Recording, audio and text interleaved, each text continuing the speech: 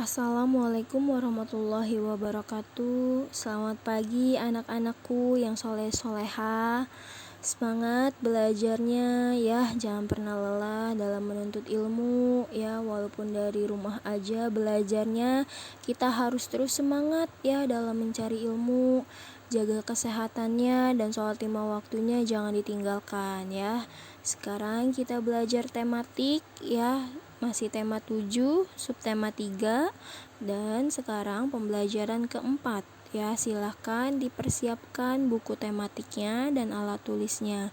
Lalu sebelum belajar, mari kita berdoa bersama-sama dari rumah masing-masing ya, agar pembelajaran hari ini dapat berjalan dengan lancar. Berdoa dimulai. Selesai. Nah, tujuan pembelajarannya ya diharapkan siswa setelah mencermati teks, siswa mampu menuliskan informasi-informasi penting dalam teks tersebut dengan benar. Lalu setelah berdiskusi, siswa mampu menyebutkan aktivitas ekonomi yang dilakukan setiap keluarga siswa dengan benar. Lalu setelah berdiskusi, siswa mampu menjelaskan sikap toleransi yang dapat diterapkan di lingkungan dengan tepat. Ayo anak-anak hebat, kita belajar dengan penuh semangat ya. Silakan dibuka buku tematiknya, pembelajaran keempat ya. Pada pembelajaran ketiga, kita telah mengetahui 4 macam aktivitas ekonomi. Mari kita lanjutkan aktivitas ekonomi yang ada di Indonesia. Muatan IPS ya, kegiatan ekonomi di Indonesia bagian 2. Nah, pada pembelajaran 3 ya, kalian telah mengetahui 4 macam aktivitas ekonomi ya, yaitu di bidang pertanian, peternakan, perikanan, dan kehutanan. Nah, selain 4 jenis tersebut, masih ada jenis aktivitas ekonomi lainnya ya, yaitu yang pertama, aktivitas ekonomi di bidang pertambangan. Ya, di wilayah Indonesia terdapat barang tambang minyak dan gas atau migas serta barang tambang non-migas. Nah, contoh barang tambang non-migas antara lain yaitu emas, perak, tembaga, batu bara, biji besi, nikel, aluminium, intan, pasir besi, dan bauksit. Ya, nah aktivitas pertambangan banyak dilakukan oleh masyarakat yang tinggal di daerah tambang. Ya, misalnya tambang pasir berada di sekitar aliran sungai atau pantai.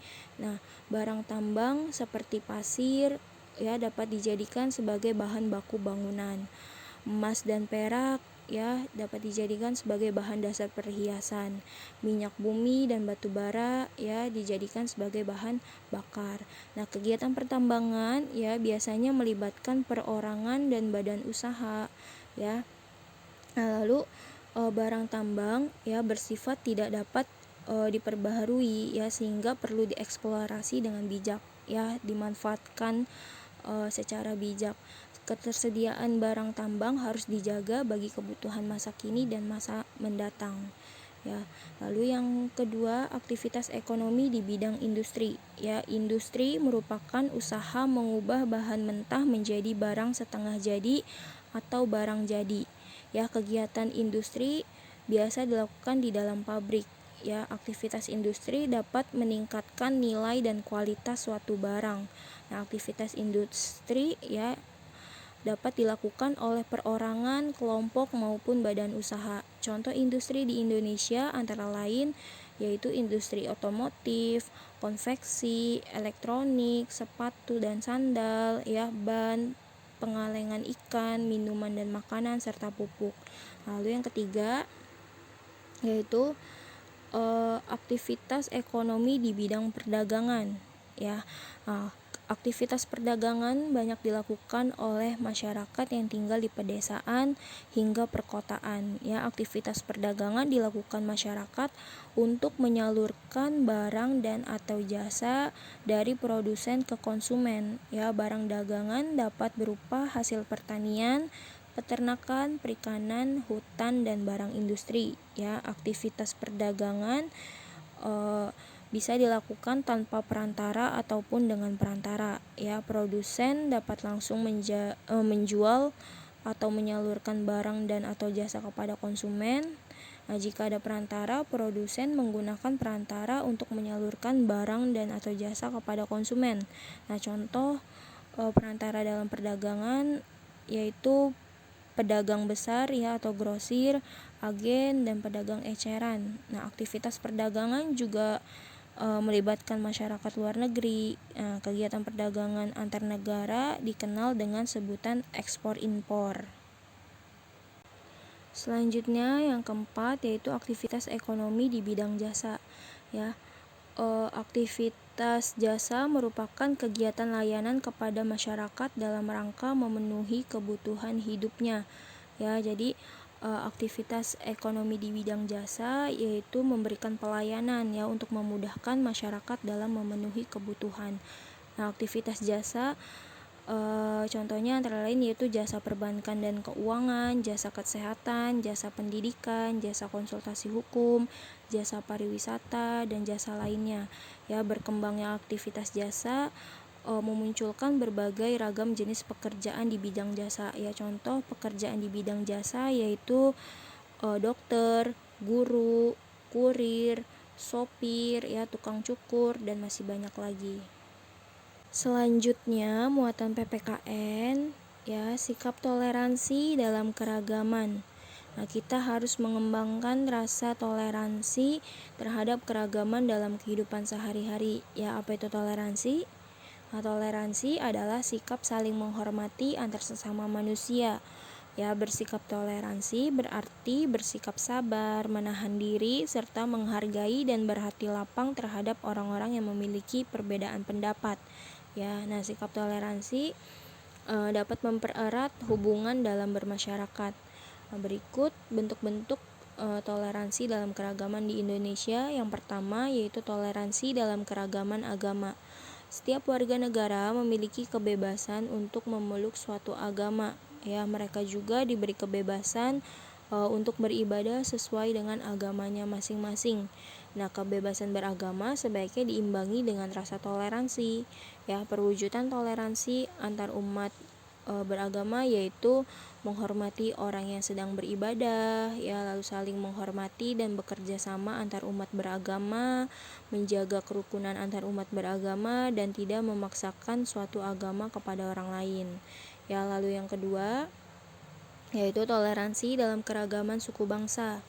Nah, Indonesia memiliki suku yang beragam ya. Setiap suku memiliki ciri yang berbeda dengan suku lain. Nah, oleh karenanya kita harus menumbuhkan rasa toleransi agar tercipta persatuan dan kesatuan. Nah, toleransi dapat diwujudkan dengan cara yaitu saling menghormati antar suku, berteman tanpa membedakan suku dan ras, dan mengembangkan rasa persatuan dan cinta tanah air.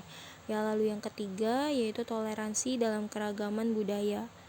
Nah, setiap provinsi di Indonesia memiliki budaya masing-masing. Ya, budaya suatu daerah dapat berbeda dengan budaya daerah lain. Nah, perbedaan ini membuat budaya Indonesia menjadi beragam. Ya, kita harus memiliki rasa toleransi terhadap keragaman budaya agar tidak terjadi perpecahan.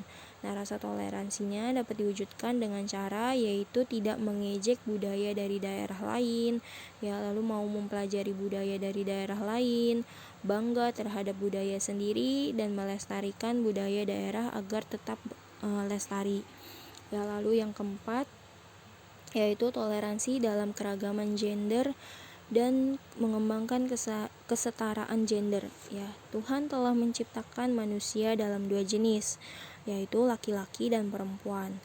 Nah, setiap orang hendaknya memiliki kesadaran gender, yaitu kesadaran atas konsep yang meletakkan kedudukan, fungsi, dan peran antara laki-laki dan perempuan. Ya, nah, laki-laki dan perempuan dapat bekerja sama dalam melakukan pembangunan nasional dan menciptakan harmoni sosial.